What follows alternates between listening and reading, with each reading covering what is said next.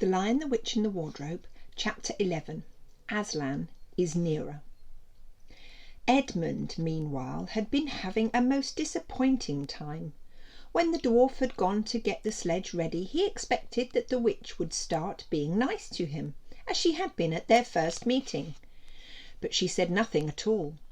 And when at last Edmund plucked up his courage to say, "Please, your Majesty, could I have some Turkish delight?" You said," she answered. "Silence, fool!" Then she appeared to change her mind, and said as if to herself, "And yet it will not do to have the brat fainting on the way," and once more clapped her hands. Another dwarf appeared. "Bring the human creature food and drink," she said. The dwarf went away, and presently returned, bringing an iron bowl with some water in it, and an iron plate with a hunk of dry bread on it. He grinned in a repulsive manner as he set it down on the floor beside Edmund, and said, "Turkish delight for the little prince, ha ha ha!" "Take it away," said Edmund sulkily. "I don't want dry bread." But the witch suddenly turned on him with such a terrible expression on her face that he apologized and began to nibble at the bread, though it was so stale he could hardly get through it. "You may be glad enough of it before you taste bread again," said the witch. While he was still chewing away, the first dwarf came back and announced that the sledge was ready. The witch rose and went out, ordering Edmund to go with her. The snow was again falling as they came into the courtyard, but she took no notice of that and made Edmund sit beside her on the sledge. But before they drove off, she called Morgrim, and he came bounding like an enormous dog to take the side of the sledge. "Take with you the swiftest of your wolves and go at once to the house of beavers," said the witch, "and kill whatever you find there. If they are already gone, then make all speed to the stone table, but do not be seen. Wait for me there in hiding. I, meanwhile, must go many miles to the west before I find a place where I can drive across the river. You may overtake these humans before they reach the stone table. You will know what to do if you find them."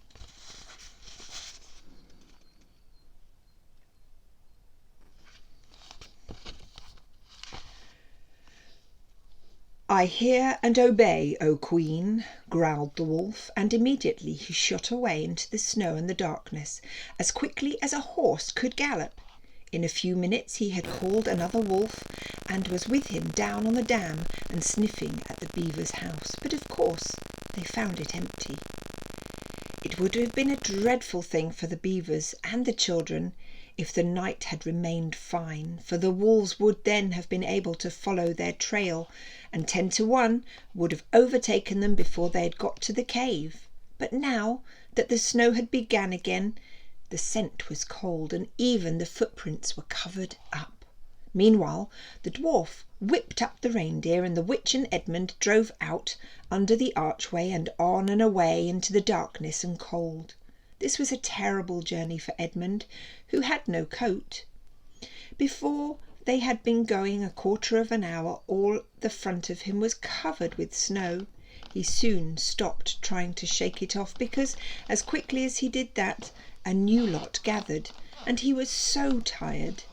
Soon he was wet to the skin, and oh, how miserable he was. It didn't look now as if the witch intended to make him a king. All the things he had said to make himself believe that she was good and kind and on her side, and that was really the right side, sounded to him silly now. He would have given anything to meet the others at this moment, even Peter. The only way to comfort himself now was to try to believe that the whole thing was a dream, and that he might wake up at any moment. And as they went on, hour after hour, it did not come to seem like a dream. This lasted longer than I can describe, even if I wrote pages and pages about it. But I will skip on to the time when the snow had stopped and the morning had come and they were racing along in the daylight.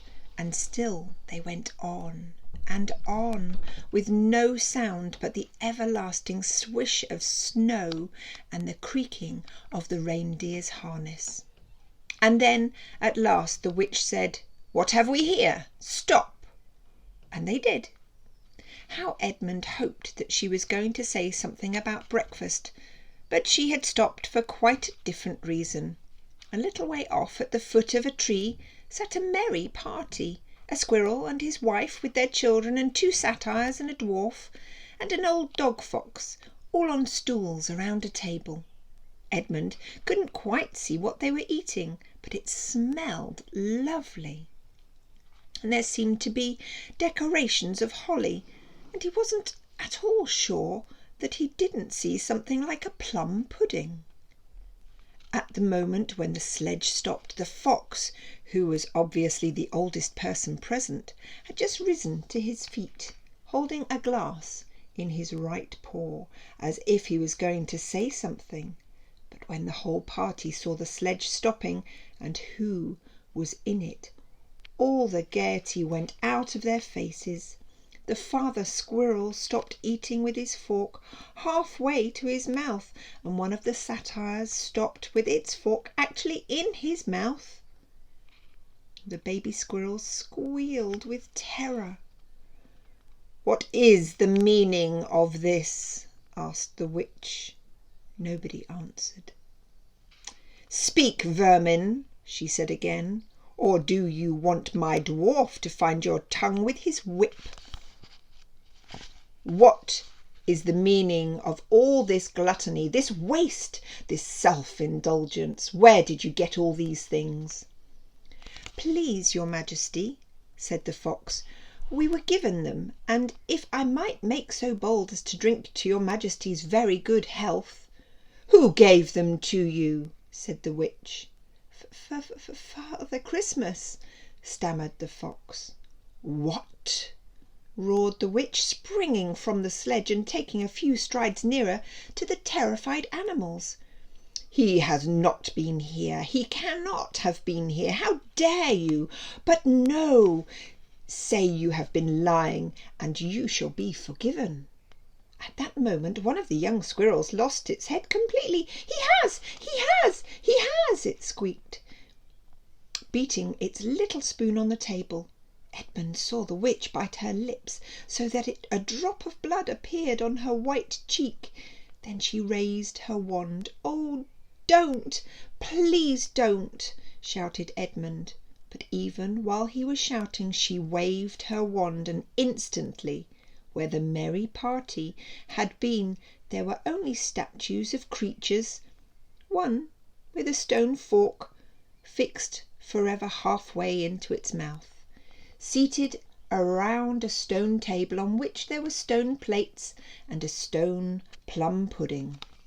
"As for you," said the witch, giving Edmund a stunning blow on the face as she remounted the sledge, "let that teach you to ask favour for spies and traitors.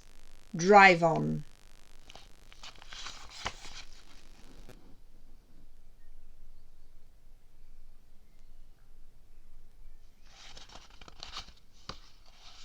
And Edmund, for the first time in this story, felt sorry for someone besides himself.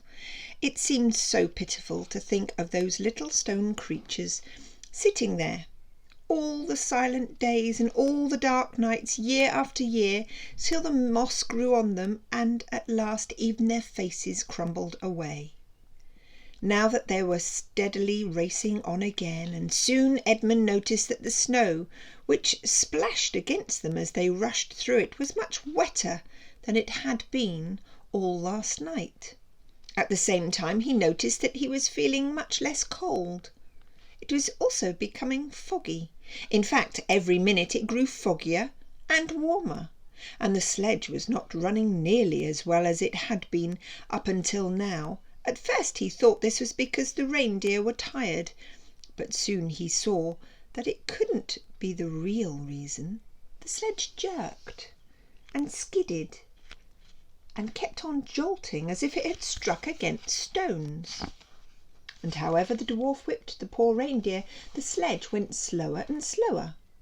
There also seemed to be a curious noise around them, but the noise of their driving and jolting and the dwarfs shouting at the reindeer prevented Edmund from hearing what it was, until suddenly the sledge stuck so fast that it wouldn't go on at all.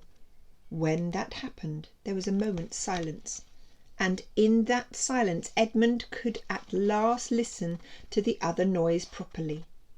A strange, sweet, rustling, chattering noise, and yet not so strange, for he'd heard it before, if only he could remember where. There, all at once, he did remember. It was the noise of running water all around them, though out of sight. There were streams chattering, murmuring, bubbling, splashing, and even in the distance roaring. And his heart gave a leap, though he hardly knew why, when he realized that the frost was over, and much nearer there was a drip, drip, drip from the branches of the trees. And then as he looked at one tree he saw a great load of snow slide off it, and for the first time since he'd entered Narnia he saw the dark green of a fir tree. But he hadn't time to listen or watch any longer, for the witch said, "Don't sit staring, fool, get out and help." And of course Edmund had to obey. He stepped out into the snow, but it was really only slush by now, and began helping the dwarf to get the sledge out of the muddy hole it had got it into, then got it out at the other end, and by being very cruel to the reindeer, the dwarf managed to get it on the move again, and they drove a little further. And now the snow was really melting in earnest, and patches of green grass were beginning to appear in every direction. Unless you have looked at the world of snow as long as Edmund had been looking at it, you will hardly be able to imagine what relief those green patches were after the endless white. Then the sledge stopped again.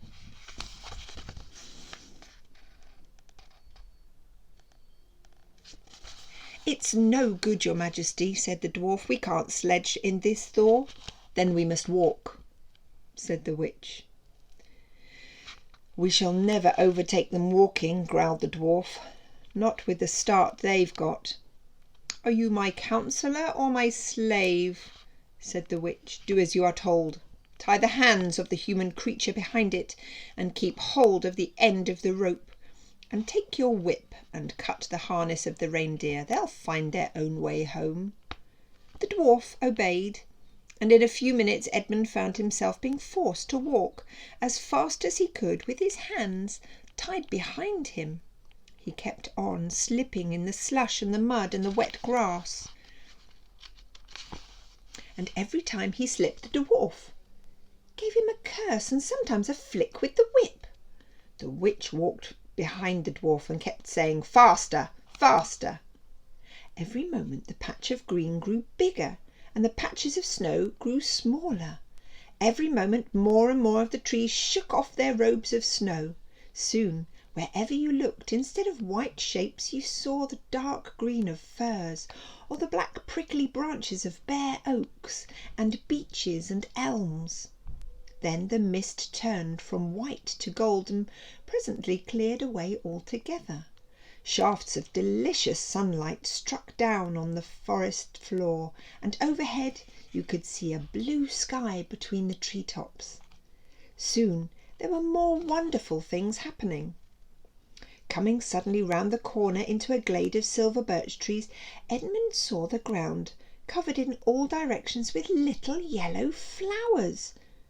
The noise of the water grew louder. Presently they actually crossed a stream. Beyond it they found snowdrops growing. "Mind your own business," said the dwarf, when he saw that Edmund had turned his head to look at them, and he gave the rope a vicious jerk. But of course this didn't prevent Edmund from seeing. Only 5 minutes later he noticed dozens of crocuses growing round the foot of an old tree, gold and purple and white. Then came a sound even more delicious than the sound of water. Close beside the path they were following, a bird suddenly chirped from the branch of a tree. It was answered by the chuckle of another bird a little further off, and then, as if that had been a signal, there was chattering and chirruping in every direction, and then a moment of full song, and within 5 minutes the whole wood was ringing with birds' music, and wherever Edmund's eyes turned he saw birds slighting on branches, or sailing overhead, or chasing one another, or having little quarrels, or tidying up their feathers with their beaks. "Faster, faster!" said the witch. There was no trace of the fog now. The sky became bluer and bluer, and now there were white clouds hurrying across it from time to time. In the wide glades there were primroses.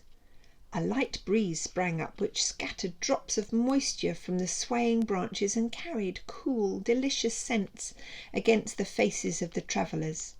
The trees began to come fully alive. The larches and the birds were covered with greens, and the laburnum with gold. Soon the beech trees had put forth their delicate, transparent leaves. As the travellers walked under them, the light became so green. A bee buzzed across their path. "This is no thaw," said the dwarf suddenly, stopping. "This is spring. What are we to do? Your winter has been destroyed. I tell you, this is Aslan's doing." "If you either of you mention that name again," said the witch, "he shall instantly be killed." And that's the end of the chapter.